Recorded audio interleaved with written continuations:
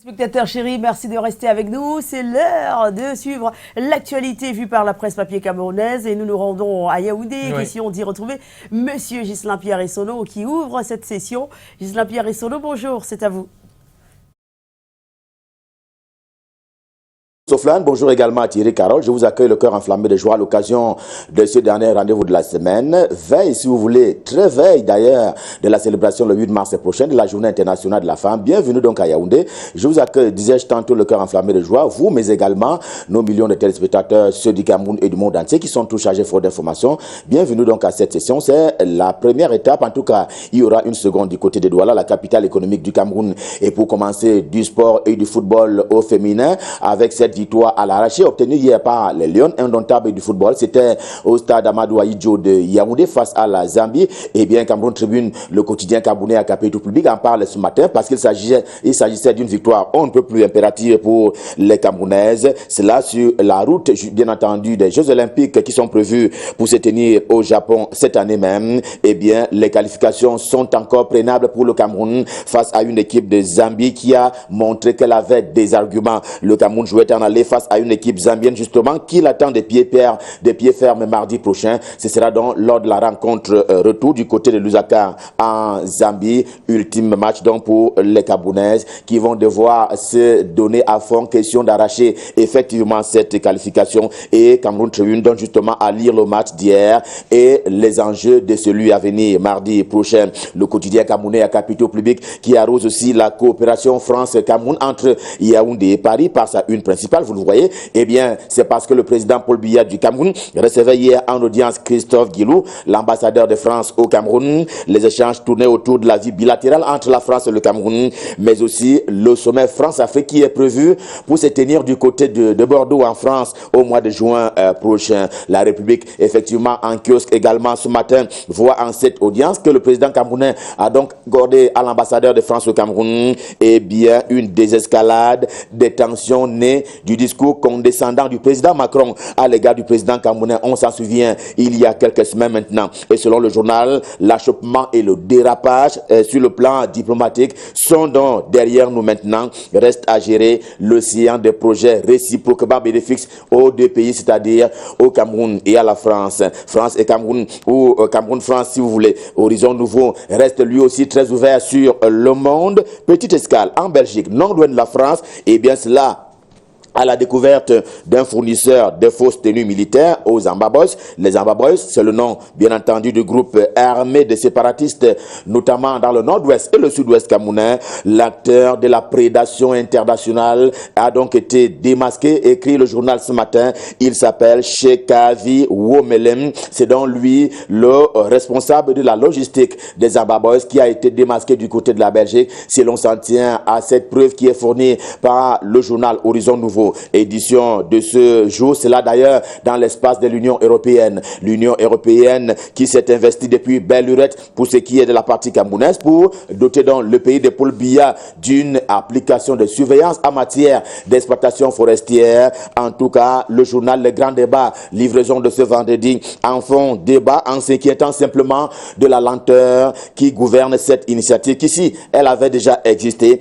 aurait constitué une grande réforme pour ce qui est justement de l'exploitation forestière sur l'ensemble du territoire camerounais. Triste réalité. Réalité pour Ngouaré Kindi et son journal tout aussi présent ce matin se félicite des travaux conçus et même implémentés par l'archevêque métropolitain de Yaoundé. J'ai nommé Monseigneur Jean Barga qui fait donc parler de lui et en bien avec preuve à l'appui et le journal en détient quelques-unes. C'est ainsi qu'il fait accélérer le chantier de construction du sanctuaire Marie Médiatrice d'Etoudi, le quartier où est d'ailleurs situé Canal 2 International. L'œuvre d'évangélisation s'en trouve ainsi bonifiée si l'on s'en tient aux explications qui sont proposées ce matin par le journal de Paul Ngouaré Kindi, réalité en kiosque. D'ailleurs, ce même sujet, le soir d'Armand Bianda, qui lui-même prie beaucoup, eh bien, lui aussi se l'est approprié et en ces termes qu'il est question de relever quels sont les bons points du berger, bâton des pèlerins en main pour parler ainsi de Monseigneur Jean Barga, qui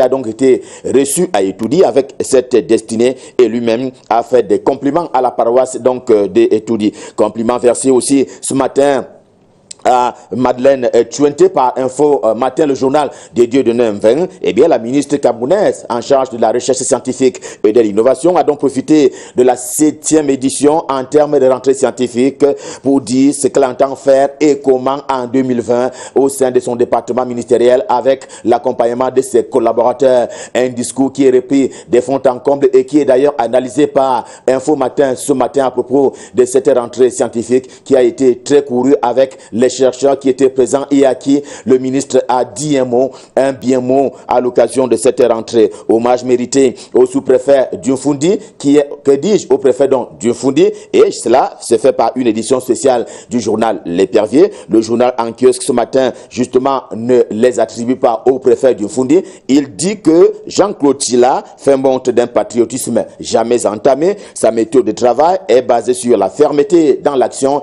C'est un peu un portrait géant qui est dressé ce matin par L'Épervier, question de montrer quels ont été les travaux d'Hercule du préfet du Foundi. J'ai donc nommé Jean-Claude Tila. L'Épervier ordinaire, cette fois-là, met fin à toutes les supputations autour de la personnalité de Kavaye Djibril, du nom du président de l'Assemblée nationale du Cameroun, alors que se tient la session de plein droit mardi prochain. Nous serons alors le 10 du mois de l'an de grâce. Eh bien, d'aucuns ont cru le montrer hors jeu. Que non, le président de l'Assemblée nationale sera bel et bien de la partie à l'occasion de cette rentrée parlementaire avec à l'entame une session de plein droit qui verra ainsi être investis au plan légal les députés qui ont été élus à l'occasion des consultations électorales locales du 9 février dernier. Vous l'avez compris, nous sommes là en plein dans le processus électoral qui a atteint son pic à l'occasion de ces élections-là le 9 février dernier. Eh bien, le processus électoral tout aussi évoqué par Repère, le journal de fait Richard Timnaombe,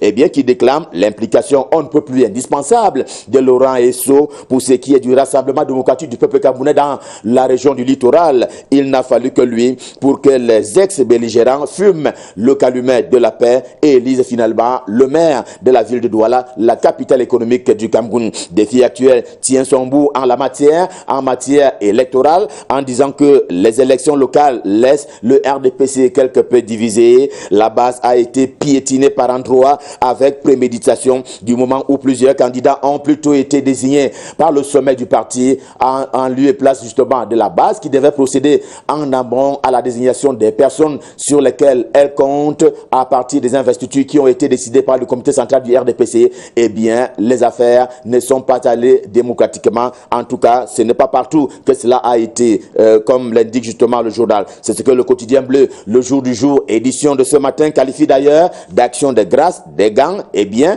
à propos de ce titre-là, de cette une, eh bien, il est soutenu ce titre-là par un éditorial, l'éditorial de Aman Mana qui postule que si la démocratie avait été le créneau dans le système de désignation des représentants du RDPC, eh bien, on n'en serait pas venu aux éclats de voix qui ont été constatés tantôt lors des investitures pour élire les conseillers municipaux, tantôt lors des désignations du processus de désignation des maires et adjoints et même les maires des villes au Cameroun. Ce coronavirus électoral sans commune mesure, cependant avec le coronavirus qui est donc la maladie qui ne meut pas assez les commerçants du côté du marché de Douala au moment où le ministre Manaouda Balachi, en charge justement de la santé publique, s'en va renforcer à Douala ce qu'il est convenu d'appeler la surveillance du côté du port autonome de Douala, autant que l'aéroport international de Douala qui sont l'une et l'autre les portes d'entrée sur le sol camerounais et principalement le port autonome de Douala en termes d'échanges commerciaux avec l'extérieur.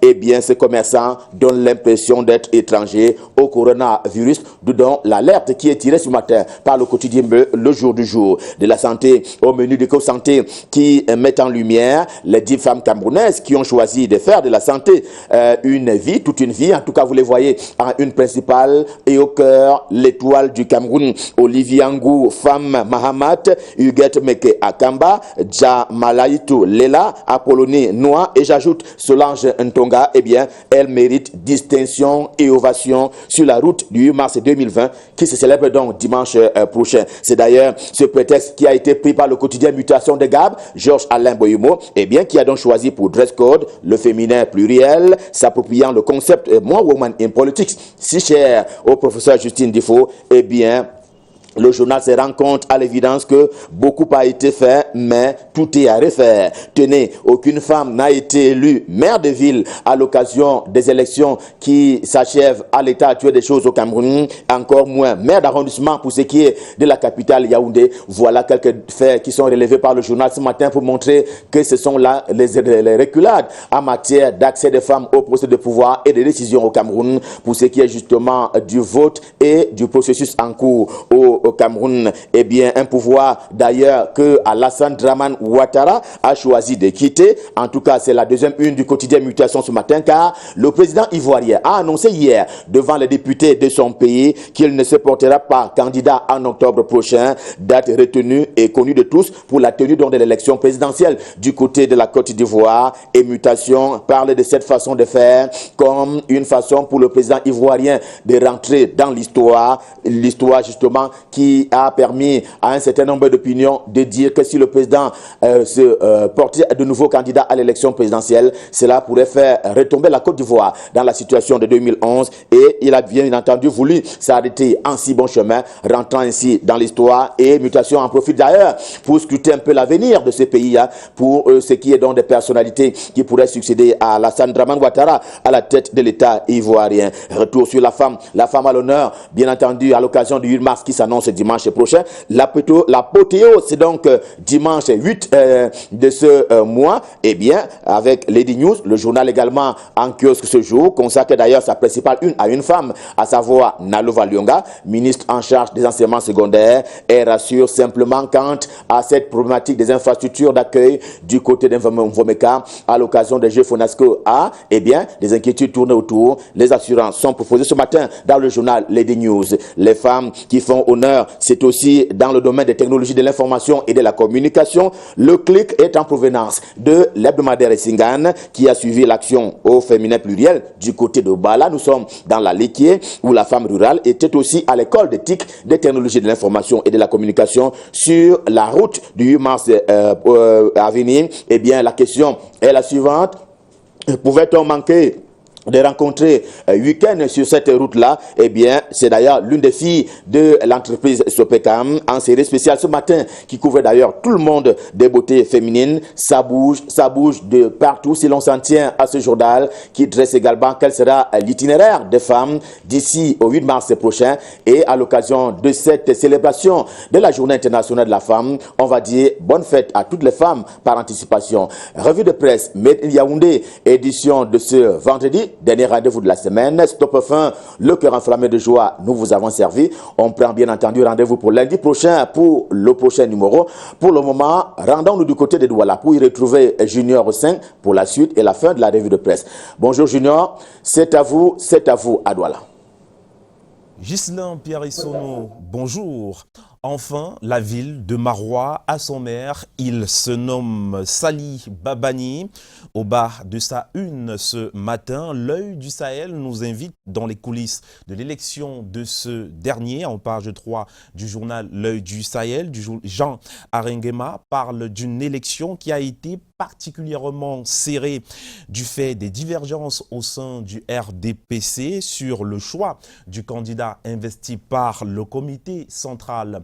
Et par la suite, rajoute l'œil du Sahel de ce vendredi, le docteur Sali Babani a été élu au terme d'une session de plein droit ayant été reportée 2 fois avant de connaître son dénouement.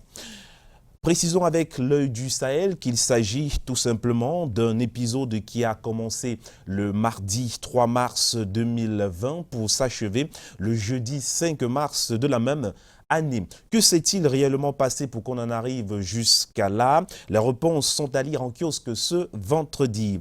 Fin heureuse à Marois, mais plutôt malheureuse dans la localité de Kotiré, Joval, situé dans l'arrondissement de Mora.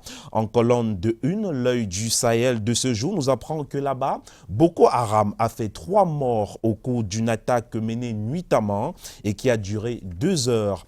En page 3 du tri hebdomadaire, on on découvre que l'attaque a été menée par une cinquantaine de terroristes. Récits et témoignages sont à lire en kiosque ce jour. Terminons avec l'œil du Sahel, mais pour reparler politique, à sa une ce jour, le Tri Hebdo nous présente 8 visages des femmes mères du Grand Nord. Le journal, à l'occasion de la 35e édition de la Journée internationale de la femme, dresse des magnifiques portraits de ces femmes originaires du Septentrion. À découvrir en parcourant le journal en pages 6 à 9 ce vendredi. Avec la nouvelle expression de ce vendredi 6 mars 2020, il faut dire que les appels à la prise de conscience et la célébration dans l'allégresse couvrent d'un brouillard la journée internationale de la femme qui se célèbre ce 8 mars. En page 5 à 9 du quotidien, on découvre des prises de parole des femmes qui luttent pour l'égalité et la solidarité. C'est ce qui est d'ailleurs mentionné en colonne de une ce matin. La nouvelle expression parle également de la condition féminine. Il fait savoir en page 4 que l'homme et la femme ont fait fi de leurs divergences pour s'accorder sur les choix des membres de l'exécutif de la mairie de Bafoussam, à retrouver en page 4 du quotidien. Et à sa une ce jour, le journal de Séverin Tchouke célèbre Alassane Ouattara. En effet, selon la nouvelle expression, le président ivoirien a mis fin au suspense relatif à sa candidature à l'élection présidentielle d'octobre 2020. Il a déclaré qu'il ne sera pas candidat. Pour le journal, justement, le président ivoirien ne veut pas être mêlé au passage du franc CFA à l'écho. Et à la une du journal, le quotidien déclare mandat présidentiel, sa voix partir, s'exclame ainsi le journal. Et nous partons justement, mais cette fois pour rejoindre le messager de ce vendredi qui à sa une s'interroge sur la situation dans le nord-ouest et le sud-ouest. La Russie peut-elle sauver Paul Biya? Avance le messager qui en page 3 souligne que dans l'ambition de rattraper leur retard au Cameroun, les officiels russes sortent des déclarations qui confortent le régime de Yaoundé. Qu'a dit la Russie à propos de la crise sécuritaire dans le nord-ouest et le sud-ouest? À découvrir en kiosque ce jour. Et si cela peut faire bouger les choses, eh bien, dans le secteur informel également au Cameroun, ce sont les femmes qui font bouger les lignes, nous apprend le messager au bas de sa une de ce vendredi. Ces braves femmes qui se couchent tard et se lèvent tôt pour donner un sens à l'humanité sont célébrées dans ce journal à l'occasion de la Journée internationale de la femme, à lire en pages 6, 7 à 8. Ce matin, restons avec les femmes, mais cette fois avec les lions indomptables du Cameroun qui ont été laborieuses hier à Yaoundé face à une équipe zambienne très opportuniste et supérieurement physique, indique le messager en page 12. On apprend que la sélection nationale féminine de football du Cameroun a pris une légère option en remportant le match aller sur un score de 3-2 hier 5 mars au stade Omnisport Amadou Ahidjo de Yaoundé au cours de cette campagne éliminatoire pour les Jeux Olympiques Tokyo 2020. Les temps forts de la rencontre à découvrir en kiosque. Autres temps forts, ce sont ceux des élections couplées du 9 février dernier dans le maillot Louti S, nous apprend Afrique Info de ce jour. Le journal bimensuel de Gelfix, Afrique Info, nous présente à sa une ce matin le visage de ceux et celles qui ont mouillé le maillot pour la victoire du RDPC dans le maillot Louti Est, précise Afrique Info. Parmi les artisans de cette réussite, on peut citer Antanas Monglo, Mana Messingé et Abdou Garaki, entre autres. Un autre visage à découvrir ce matin dans ce bimensuel, c'est celui de Missinga Bernard qui est désormais aux manettes de la commune d'Edea Premier. Voilà qui fait l'essentiel de la revue de presse, du moins voilà qui fait la revue de presse ce matin ici à Douala. Merci beaucoup, M. Junior Ossin, et surtout bon retour au sein de la rédaction centrale du Canal International. Eh bien, c'est l'occasion également pour nous ce jour de souhaiter un joyeux anniversaire, oui, à ces jeunes valeureux soldats qui au quotidien se battent, donnent le meilleur d'eux-mêmes pour que la sécurité règne. Eh bien, je parle ce matin du contingent 2015 du Cameroun. Ça fait déjà 5 ans au service de la nation. Oui, c'est vrai que parmi eux, nombreux sont ces personnes qui sont tombées au champ de bataille. Nombreux sont ces personnes qui sont couchées sur un lit d'hôpital. Eh bien, on vous souhaite encore joyeux anniversaire, de prompt rétablissement à ceux qui sont à l'hôpital. Je m'adresse spécialement au contingent 2015 et c'est un coucou spécial de la part de Mwanjo Fred Alain, hein, on l'appelle de ce côté le métis des aviateurs. Donc joyeux anniversaire au contingent 2015. Joyeux anniversaire également à Kouti Isabelle Lafortune qui est en service au Labogénie. Joyeux anniversaire donc Kouti Isabelle Lafortune. Vous aurez un an de plus demain, je pense le 7, hein. Ce sera demain, donc joyeux anniversaire à vous, Kouti Isabelle Lafortune. Et puis une excellente journée et excellente célébration de la femme à Solange Tongan et Josiane Essono. Vous nous suivez sous le ciel de Yaoundé. On pense très très fort à vous ce matin, Solange Tonga et Josiane Essono. Alors, Junior Ossin, vous avez quelqu'un à qui vous avez fait Effectivement, à M. Djankou Romual, dit ciao de Dubaï. Donc nous lui souhaitons un joyeux anniversaire.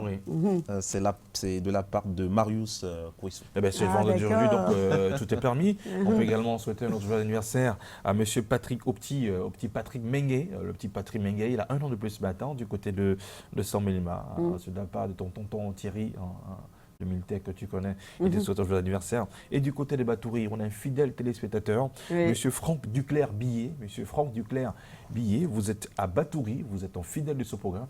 Joyeux anniversaire à vous et à tous les autres fidèles qui ont 1 an de plus ce matin. Il est 7h passé de 22 minutes. À suivre dans le cadre de ce programme, la chronique Regard sur l'actu de M. Patrick Christian Dombo qui reviendra ce matin sur l'élection du maire de la ville de Douala. Une élection houleuse, une élection controversée pour certains analystes, une mascarade d'élection. Il en parlera dans quelques minutes.